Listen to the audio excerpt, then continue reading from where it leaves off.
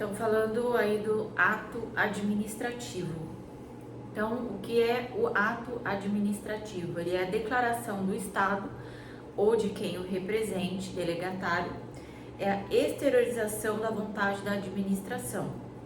E as suas características principais são produzir efeitos jurídicos imediatos, deve observar a lei, atendimento ao interesse público, regime jurídico de direito público e controle pelo poder judiciário. Então, de acordo com a Maria Silva de Pietro, aí o ato administrativo é a declaração do Estado ou de quem o represente, que produz efeitos imediatos, sob controle do Poder Judiciário, sob regime judiciário de direito público. Então, veremos aqui as diferenças entre ato administrativo, ato jurídico, fato administrativo e fato jurídico.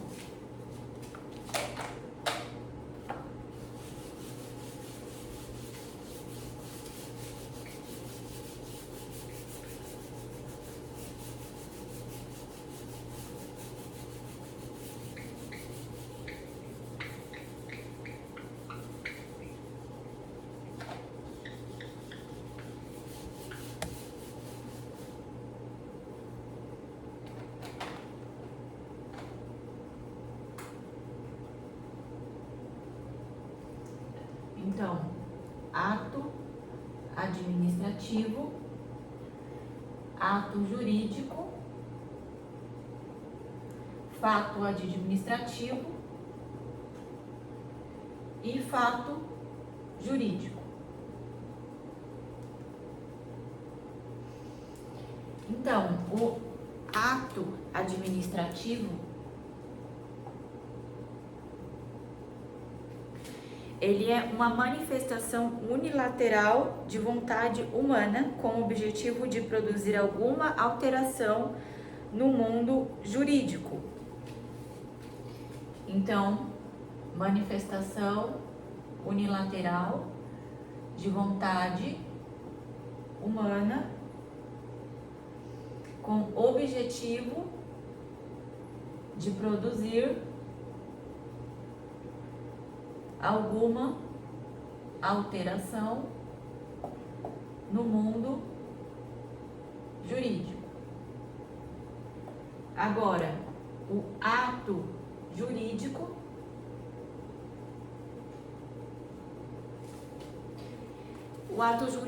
é o fato jurídico em sentido amplo.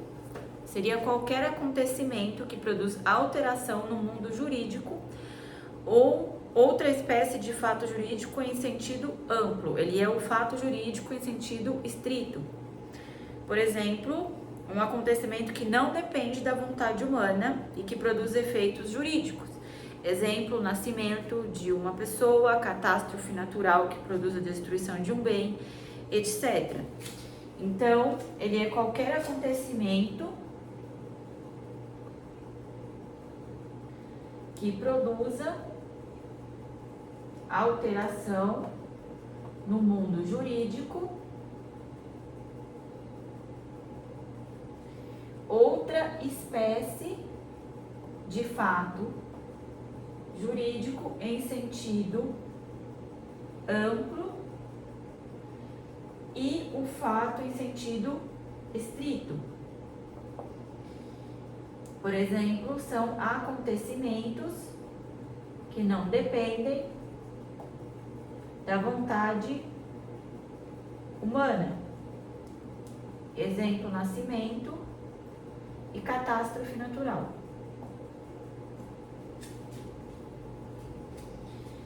Agora, o fato administrativo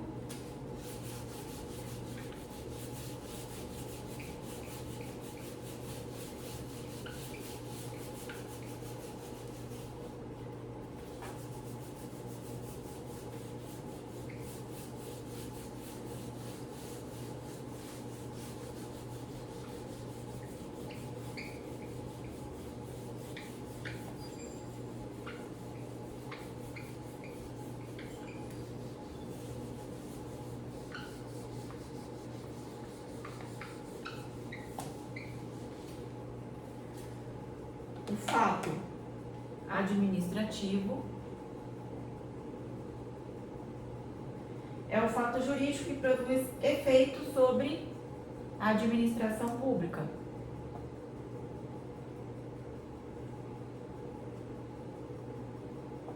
Mesmo que não envolva participação de agentes públicos. Não envolva participação de agentes públicos. Podem ser jurídicos ou não. Quando não produzem efeitos jurídicos sobre a administração, os fatos administrativos são também chamados de fatos da administração. Certo? Então, quando não produzir efeitos jurídicos sobre a administração, os fatos administrativos são também chamados de fato da administração. Não confundir com atos políticos de governo. No caso, legislativo, judiciário, poder legislativo, poder judiciário, além do executivo, eles praticam atos administrativos, mas são atos políticos. Ato administrativo versus ato da administração.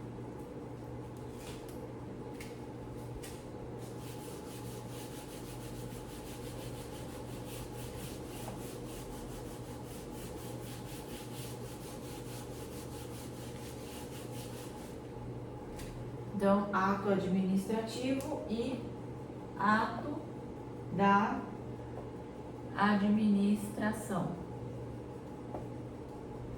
Ato da administração é todo ato praticado no exercício da função administrativa. Todos os atos praticados pela administração, sejam de direito privado ou de direito público, alcançam também os atos de direito privado. Então, ato da administração são todos atos praticados no exercício da função administrativa. Exercício da função administrativa. Todos os atos praticados pela administração, sejam de direito público ou de direito privado, alcançam também os atos de direito privado. Exemplo: doação, permuta.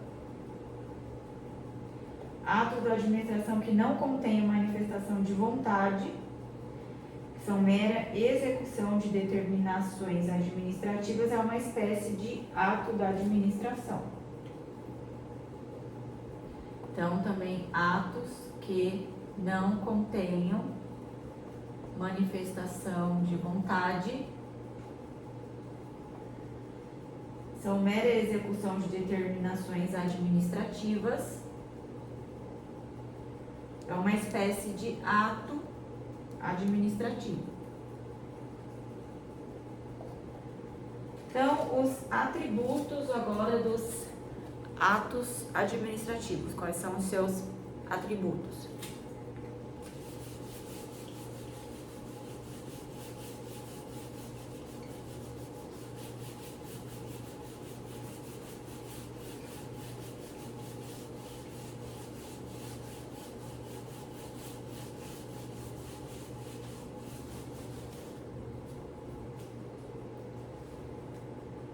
Atributos dos atos administrativos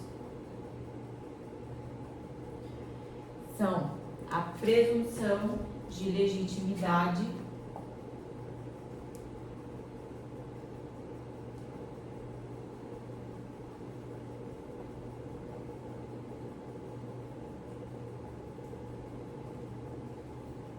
autoexecutoriedade,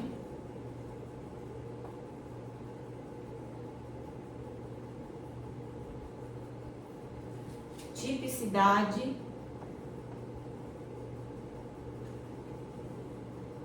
e imperatividade.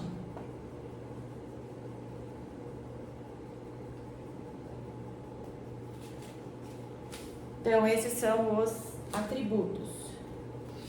Então, a presunção de legitimidade. Presume-se que foram feitos com observância da lei.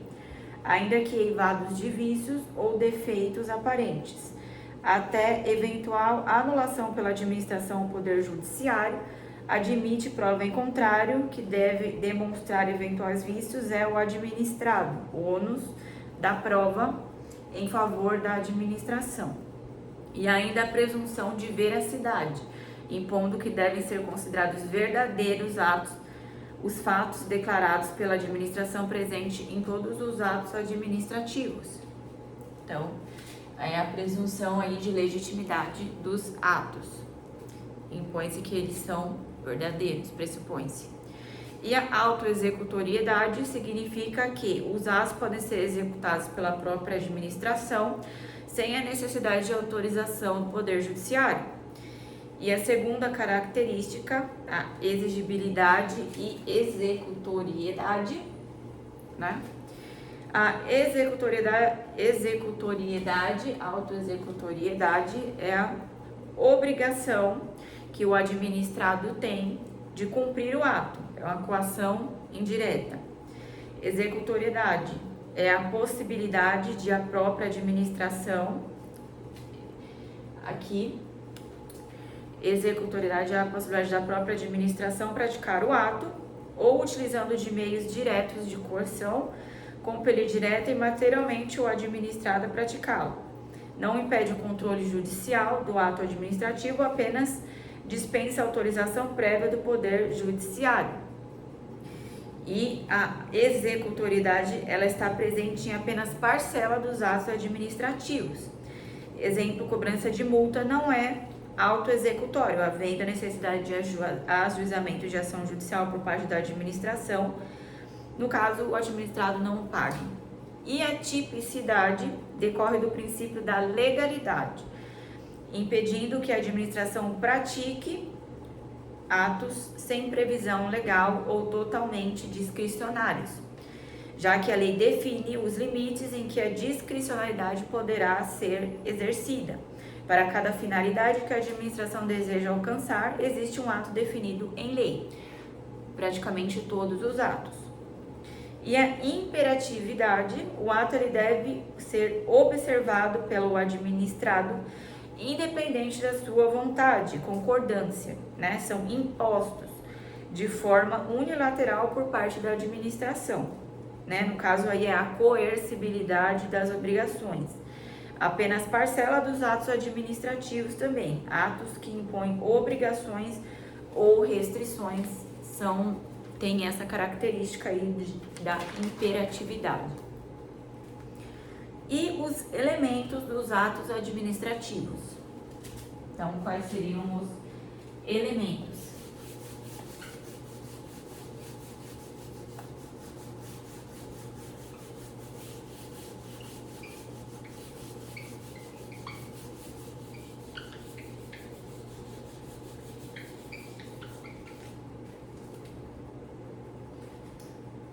Elementos dos atos administrativos são eles: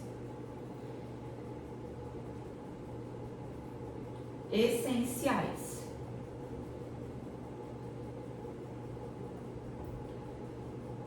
em relação à competência, esses são os elementos essenciais: competência, finalidade, forma, motivo e objeto. Então, esses são os elementos essenciais do ato administrativo, que seria então a competência. A competência seria o poder atribuído ao agente para a prática do ato. Decorre de norma expressa da lei, embora alguns agentes retiram sua competência diretamente da Constituição, no caso, o presidente da República, ou normas administrativas infralegais, como regime interno. E característica, né, é o exercício obrigatório, né, o poder-dever, e ele está de acordo com o artigo 11 da Lei 9.784 de 99 da Constituição Federal. Outra característica aí da competência, e no caso eles são irrenunciáveis. não pode abrir mão da sua titularidade, são intransferíveis, não pode transferi-los a outra pessoa, imodificável pela vontade do titular, apenas o ordenamento pode modificar o titular do ato. Imprescritível, continua com a titularidade do agente mesmo quando não exercido. Imprescritível, o tempo não toma contrapartida um agente incompetente a praticar o ato, não torna um agente incompetente a praticar o ato. E aqui a delegação e avocação. Então, a delegação é a transferência da competência a outro órgão ou agente, mesmo sem relação de hierarquia ou subordinação, embora seja mais comum quando há relação de hierarquia. E a avocação, a autoridade superior chama para si o exercício de determinadas competências a órgão hierarquicamente inferior. Então, na delegação, os atos podem ser objetos de delegação, de acordo com o artigo 3 da Lei 9.784 de 99, e edição de atos de caráter normativo, decisão de recursos administrativos, materiais de competência exclusiva de órgãos ou autoridades. E a avocação, ela tem uma relação de hierarquia, permitida em caráter excepcional e motivos devidamente justificados. Então, está de acordo com o artigo 15 da Lei 9.784 de 99. E a finalidade, né? Então, aqui, finalidade. Resultado pretendido pela administração com o ato administrativo. Nada mais é do que o resultado que ela pretende alcançar com o ato. E a forma é a maneira pela qual é exteriorizado o ato administrativo. Ele é um elemento vinculado do ato e deve ser exteriorizado na forma que a lei exigir, certo? E aqui, a motivação é o motivo que levaram à prática do ato e integra a forma do ato administrativo. Então, de acordo com o artigo 22 da Lei 9.784 de 99, os atos do processo administrativo não dependem de forma determinada, senão quando a lei expressamente exigir. Então, somente em casos que a lei exige a forma determinada do ato. E o motivo, ele é a causa do ato administrativo, são as razões, as situações ou pressupostos de fato e de direito que dão embasamento à sua prática. Então, tem a diferença aí da motivação e do motivo. Então, a motivação, ela tem que estar prevista em lei, né? Para que possa ser exigida. É o motivo que levaram à prática do ato, né? E integra a forma. E o motivo é apenas a causa do ato administrativo, as razões, situações, pressupostos de fato que dão embasamento à sua prática. E em relação ao pressuposto de fato e o pressuposto de direito.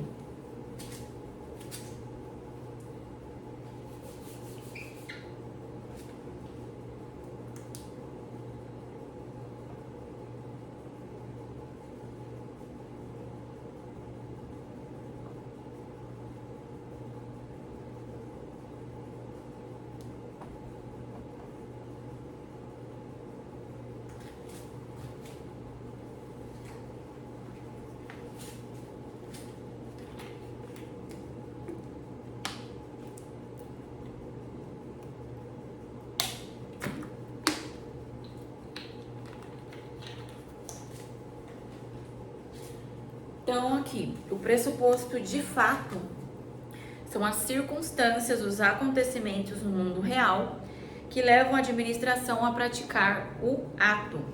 E o pressuposto de direito é o dispositivo legal em que se baseia o ato administrativo.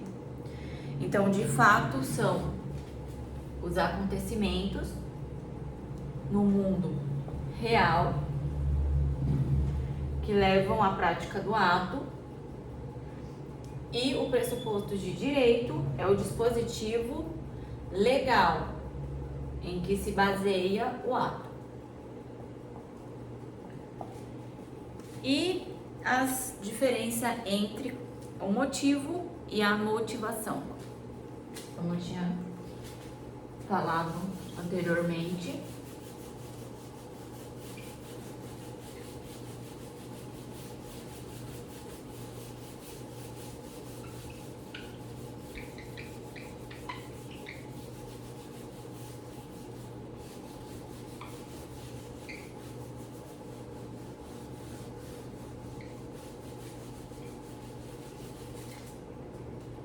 Então, aqui a diferença entre motivo e motivação. Então, o motivo é um elemento que está presente em todos os atos administrativos, né? São as razões que justificam a sua prática. Então, o motivo estão presentes em todos os atos, são as razões que justificam a sua prática.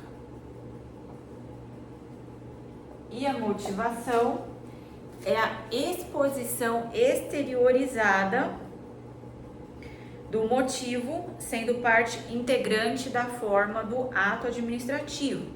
E o motivo está sempre presente. A motivação somente será obrigatória quando a lei o exigir.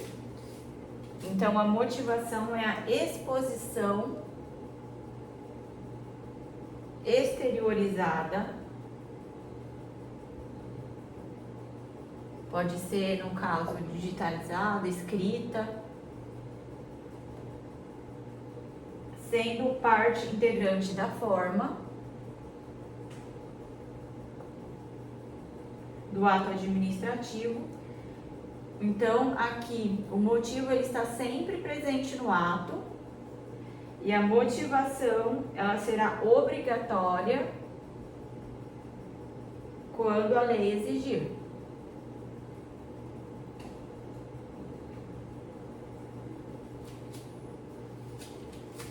Certo?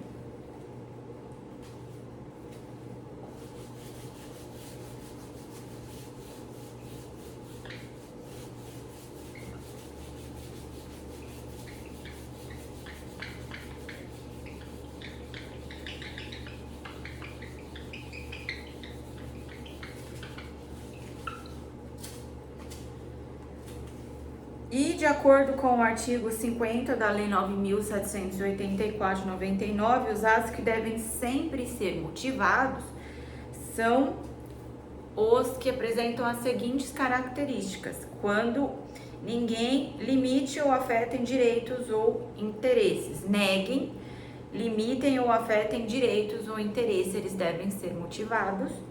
Quando eles impunham ou agravam deveres, encargos ou sanções, decidem processos administrativos de concurso ou processos seletivos,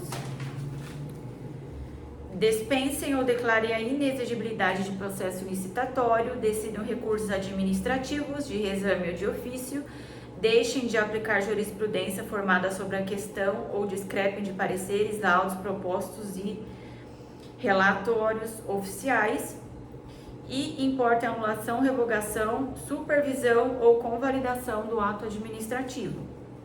Então, a Constituição Federal de 88 também estabeleceu uma hipótese de motivação obrigatória, que diz o seguinte, no seu artigo 93, as decisões administrativas dos tribunais serão motivadas em sessão pública, sendo as disciplinares tomadas pelo voto da maioria absoluta de seus membros. Então, no caso das decisões, segundo aqui o artigo 93 da Constituição, dizem que as decisões administrativas dos tribunais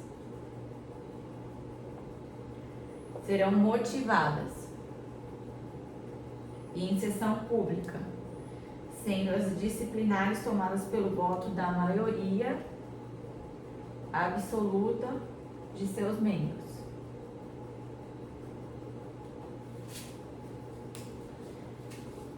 E em relação aqui ao motivo e ao móvel.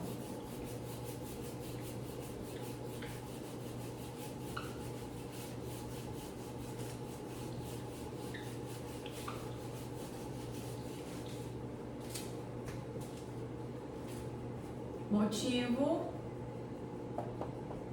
e móvel. Então, motivo é a situação objetiva, real, externa ao agente que pratica o ato. O móvel é a intenção proposta, né? É o propósito, a intenção, o propósito, a realidade interna, psicológica desse agente. Então, nos atos discricionários, o móvel ele é relevante, porque a prática de tais atos admite uma apreciação subjetiva. Será ilegal se o móvel do agente estiver viciado, com o objetivo de favorecer ou perseguir alguém.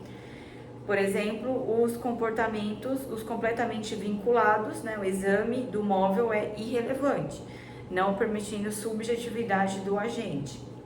A lei já define o comportamento possível, que é aquela coisa. Os atos vinculados, eles são prescritos em lei, a lei já atribui todas as suas características e eles não podem ser discricionários, ou seja, o agente ele não pode ter qualquer relação aí de modificação, de alteração nesses atos, os atos vinculados. Os discricionários, eles têm certa liberdade. Então, é isso que ele está dizendo aqui, que o móvel é a intenção subjetiva do agente quando este pratica atos discricionários. E aqui o objeto.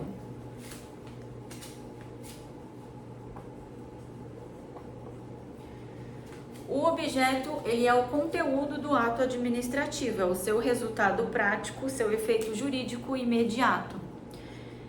E nós temos aqui o objeto vinculado e o objeto discricionário.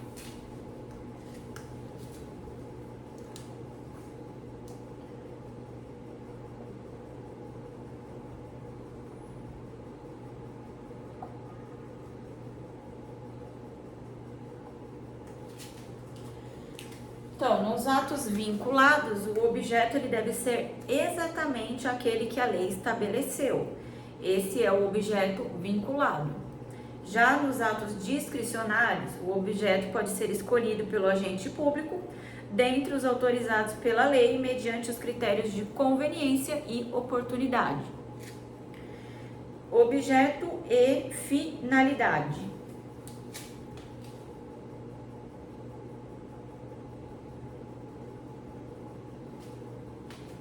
Então, o objeto é o efeito jurídico que o ato produz, sua finalidade específica, que será variável de acordo com cada ato. É a transformação, aquisição ou extinção de direitos. Então, a finalidade é o efeito geral ou medido no futuro, expresso ou implicitamente estabelecido pela lei, a satisfação do interesse público. Então, o objeto, ele é o efeito jurídico que o ato produz, né? É o seu efeito jurídico. E a finalidade, ela será variável de acordo aí com cada ato, né? Então, a finalidade é o efeito geral, medido, porque vai ser no futuro e vai expressar aí implicitamente, né? Expressar ou implicitamente o estabelecimento de lei, que é a satisfação do interesse público. E os elementos acidentais.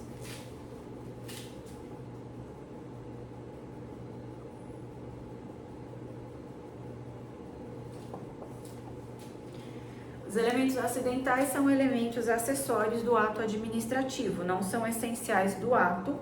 Sua ausência não torna inválido o ato, né? No caso, o encargo, o modo, condição, termo. No caso, é o ônus imposto ao destinatário do ato, né? O encargo. A condição, ele é o evento futuro e certo ao qual estão subordinados os efeitos do ato. O termo é o evento futuro e certo ao qual estão subordinados os efeitos do ato, presentes apenas nos atos discricionários. E os vícios nos elementos de formação.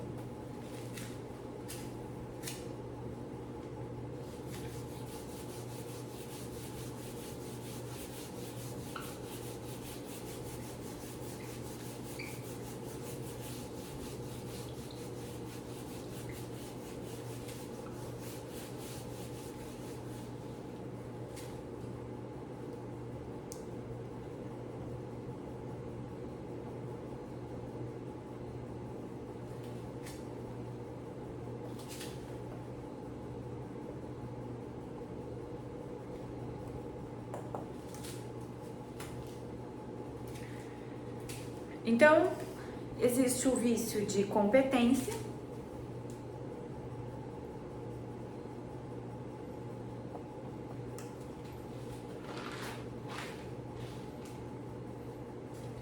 usurpação de função pública,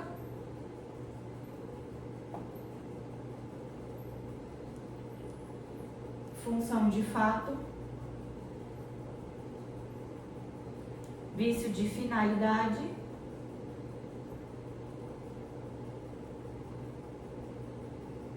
de forma e de motivo. Também o vício de objeto,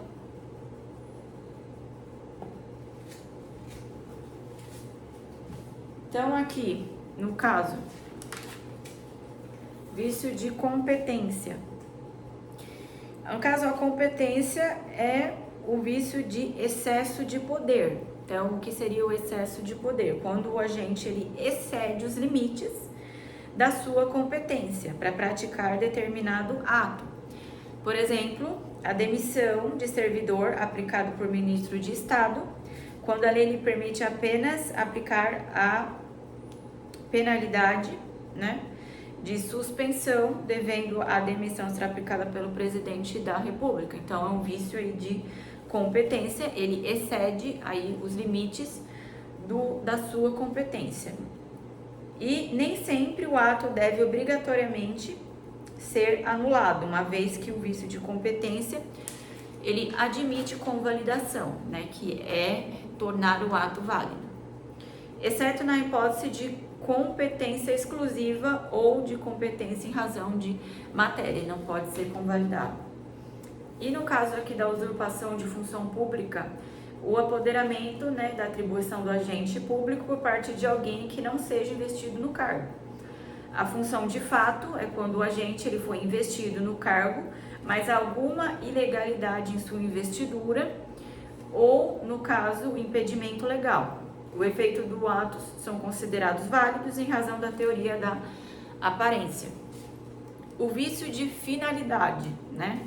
Ou também chamado de desvio de poder ou desvio de finalidade, é a prática de ato visando o fim diverso do previsto, mesmo que implicitamente na lei. Exemplo, remoção de servidor público com o objetivo de puni-lo. É um vício insanável, não podendo ser convalidado. Então, aqui é importante, o vício de finalidade ou desvio de finalidade é a prática do ato visando o fim diverso do previsto, mesmo que implicitamente na lei. Por exemplo, a remoção de servidor público com a finalidade de, no caso, de poder público com a finalidade de punir. Então, vemos que a finalidade aqui ela foi alterada. E esses atos eles não podem ser convalidados, tornar válidos. E tem o vício de forma. Então, o vício da forma é quando a forma do ato for, no caso, essencial, quando é estabelecida em lei, e nos demais casos o vício é sanável, o ato convalidado. Quando for obrigatória a sua ausência, implica vício de forma, resultando nulidade do ato. Então, quando for obrigatória, né, for obrigatória aí a forma e ela for ausente, né, isso implica vício de forma e resulta na nulidade do ato. E o vício de motivo tem duas espécies, né? Segundo o artigo 2º da Lei 4.717 de 65, motivo inexistente e motivo ilegítimo. Vício de motivo. Duas espécies, inexistente e ilegítimo. Então, o motivo inexistente é quando o fato ele é inexistente. A administração pratica determinado ato alegando como fundamento o fato X, por exemplo, e quando esse fato X ele não ocorreu, ele não existiu, nulo o fato. E o motivo ilegítimo é quando o motivo alegado ele é juridicamente inadequado. O fato X, por exemplo, existe, mas não é previsto na norma, como apto a fundamentar o ato praticado pela administração. Ele é um erro aí, né, de enquadramento do fato na norma. E o vício de objeto, que no caso é o objeto impossível, ele ocorre quando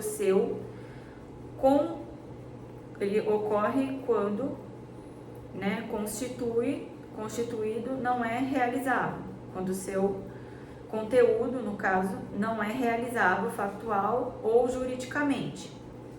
Então ele é impossível, né? O seu conteúdo não é realizável factual ou juridicamente possível. E o objeto proibido pela lei ocorre quando o seu conteúdo contraria a lei, regulamento